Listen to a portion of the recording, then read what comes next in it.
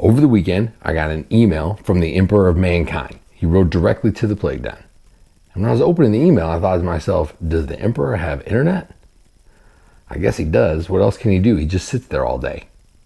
And then I thought, I wonder if I could pay Verizon in psychers. Find out what it said coming right up.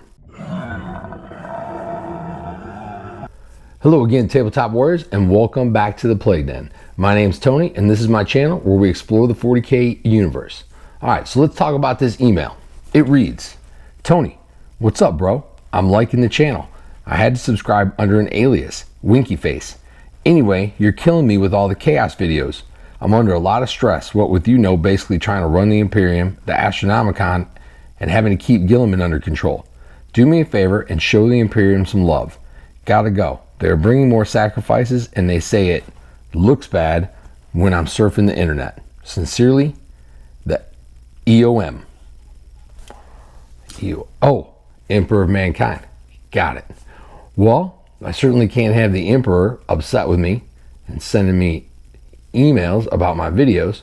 So I'm going to try to do a couple of Imperium videos here and there, maybe once a week, mix them in with the chaos videos, for the Emperor.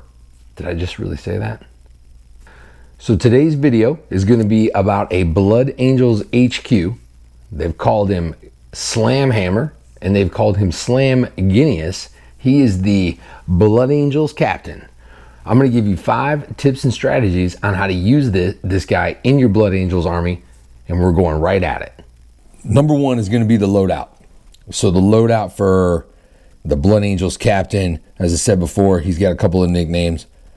Captain Smashface is going to be a jump pack with the Thunderhammer and the Storm Shield. So you're looking at a 3-up invul on a captain. Obviously he can reroll ones. He's got his own rerolls. Plus he's got the jump pack so he can move around the battlefield a little better. And the Thunderhammer, great weapon. Do get the -1 to hit, but because he can reroll his own ones, you're really only missing on 2s.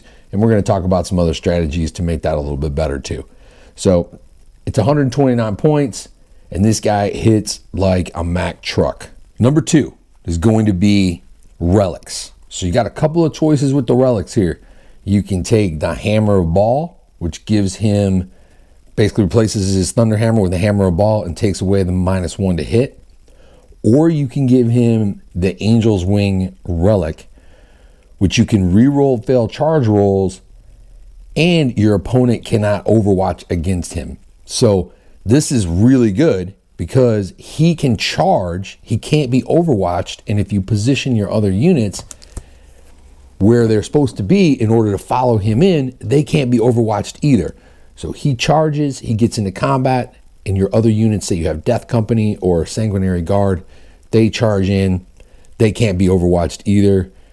Game, set, match. This guy just goes ballistic on everybody. Number 3, you got a couple of options for stratagems. One is for 2 command points, you can take the Forlorn Fury, which allows you to move one of your Death Company infantry units as if it were your movement phase, and you can immediately move them. If you put that with Death Visions of Sanguinius, which makes a Blood Angels captain, chaplain, or lieutenant part of the Death Company, they get the Black Rage ability, which is awesome. So now you have a Death Company captain with a Thunderhammer, Storm Shield that can't be overwatched. He has the Black Rage, and he can move an extra move at the beginning of the first round of battle. So you can get him in position, so when you deep strike your other units, he's already in position to kind of lead that charge in. Like I said, avoid the overwatch, get the rest of your units in, and this guy can take down heavy tanks, he can take down demon princes, he can take down just about anything that you throw him at. Number 4 for this guy is going to be Warlord Traits.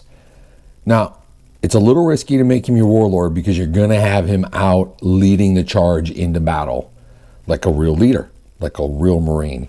Don't keep him in the back hiding just to try to give yourself the buff. Get this guy out there. But keep in mind that you're going to need to keep him in combat as much as possible so he doesn't get shot off the battlefield, because once your opponent figures out how powerful he is, they're going to focus fire. So your 2 Warlord traits I think to pick from here is Artesian of War, which is add 1 to the damage characteristic of 1 weapon carried by your Warlord. So you're adding 1 to the damage characteristic of the Thunderhammer. And then Gift of Foresight, which I think is really good too. So you got kind of an offensive one and a defensive one. The defensive one is Gift of Foresight. Gives him a 5-up, basically a 5-up Feel No Pain, because he already has the Black Rage because you made him Death Company. So now he has the 5-up Feel No Pain. So a 3-up Invo with a 5-up Feel No Pain, he's going to be pretty defensive. But if you feel confident that you can keep this guy in combat as much as possible, take Artesian of War and add the 1 damage characteristic. Okay, so number 5 is going to be getting this guy as many buffs as possible so that he can be as destructive as possible, like a hot knife through butter. We're going to put him with Lamartes. You get to reroll all your hits if he's within 6 inches.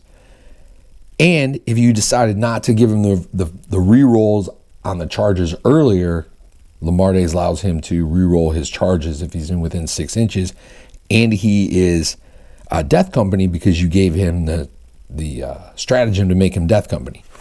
Your other option is to put him with Sanguinary Guard and put a Sanguinary Ancient in there, and they kind of buff each other. So you have the Heirs of Ascalon, where you can reroll failed hit rolls for this model if it is within 6 inches of a friendly Blood Angel's Warlord.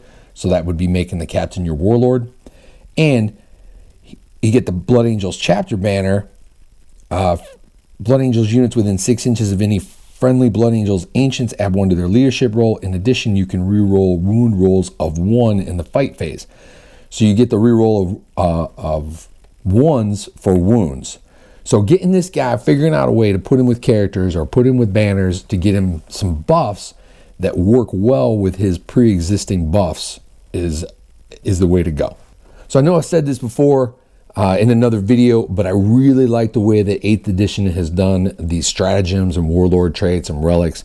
And it reminds me again a lot of Magic the Gathering, if anybody's played that before, where you can kind of use the different tools to bounce off each other and provide synergy between characters, between 2 characters with a character with a relic, and then your stratagems and your warlord traits, and just kind of use those all and be creative with how you use them to get the best out of your models. It only takes a little bit of research and a little bit of research online to see what other people are doing, and you can do a really good job of creating synergy in your army and making a couple of guys. This is almost like a Death Star where you're making him super powerful. I know this is an Imperium video. I'm trying to save face a little bit with the Emperor in the off chance that he is maybe a god. You know, you got to be careful, try to keep everybody pleased. I'm going to try to do a couple of Imperium videos here and there. I do have a Blood Angels army that I really like, so I've been working on it on the side.